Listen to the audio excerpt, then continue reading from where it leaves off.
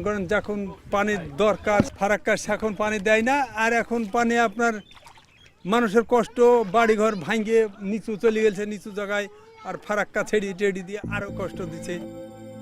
গরমের সময় মরুভূমি ও বর্ষার সময় প্রবল বন্যার শিকার হয় বাংলাদেশ শুধুমাত্র ভারতের ফারাক্কা বাঁধের কারণে।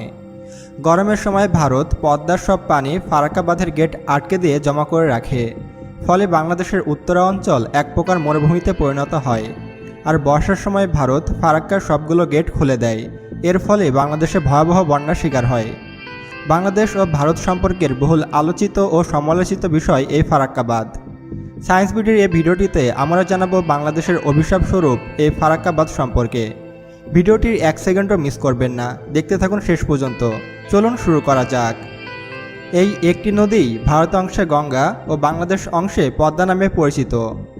যখন ফারাক্কা বাঁধ নির্মাণ করার কথা ভাবা হচ্ছিল, তখন দুই দেশের নদী বিশেষজ্ঞরা এর বিরোধিতা করে বলেন, গঙ্গা বা পদ্মার মতো এত বিশাল নদীতে বাঁধ দেওয়া উচিত হবে না, এতে প্রকৃতির বিশাল ক্ষতি হতে পারে এবং আরও বেশি বন্যার সৃষ্টি হতে পারে। কিন্তু কারো কথা না শুনেই ভারত সরকার গঙ্গার উপরে ফারাক্কা বাঁধ নির্মাণ শুরু করে দেয়।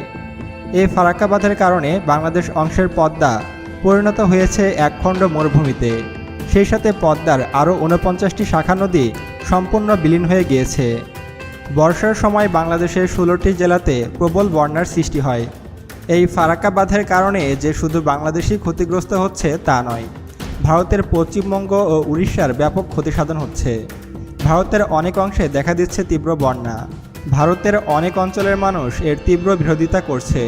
এমনকি স্থানীয় প্রতিনিধিরা ফারাক্কা বাঁধ ভেঙে ফেলার জন্য ভারত সরকারকে চিঠি দিয়েছে। ফারাক্কা যে শুধু একটি বাঁধ তা নয়, এটি সড়ক ও রেল যোগাযোগ পথ হিসাবে ব্যবহার করা হয়ে থাকে। এই বাঁধটিতে মোট 109টি গেট রয়েছে।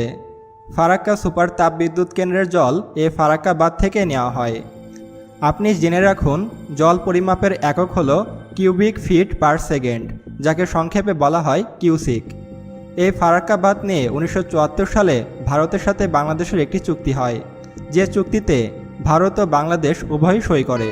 সে চুক্তি অনুযায়ী যদি নদীতে 70,000 কিউসিক জল থাকে, তাহলে উভয় দেশ পাবে 35,000 কিউসিক করে, মানে অর্ধেক অর্ধেক।